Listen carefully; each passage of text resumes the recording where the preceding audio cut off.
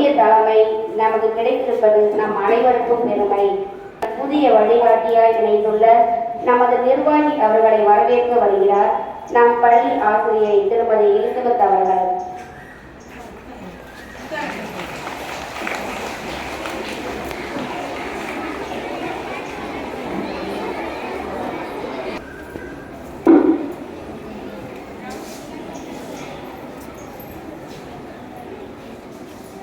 இறைவனின் அழகு கைவண்ணமாய், அற்புத படைப்பாய், படைப்பின் சிகரமாய், இறை சாயலாய் இங்கு குழுமியுள்ள உங்கள் அனைவரையும் வரவேற்பதில் குறிப்பாக இன்று புதிதாக வருகை புரிந்திருக்கும் நமது இல்ல நிர்வாகி அருள் சகோதரி மரியா அவர்களை வரவேற்க நம் அனைவரையும் ஒன்றாக கூட்டி ஒன்றிணைத்த எல்லாம் வல்ல இறைவனுக்கு முதலில் எம் நன்றிகள்.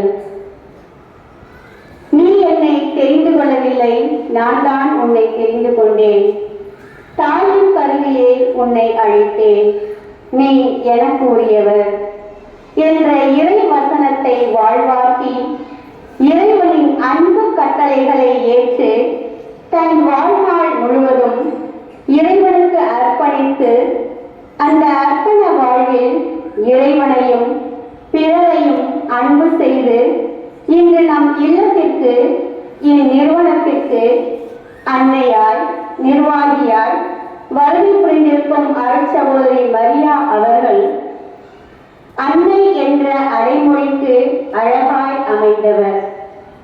கருணை என்ற கடவுள் வழியில் கருவாய் உதித்தவர். அன்பு என்ற ஆயுதத்தை அணிந்து பிறந்தவர். ஆசை என்ற ஆபரணத்தை அகற்றி எறிந்தவர்.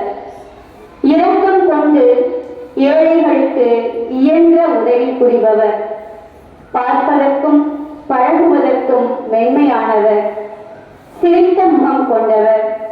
இனிமையாக பேசுபவர்.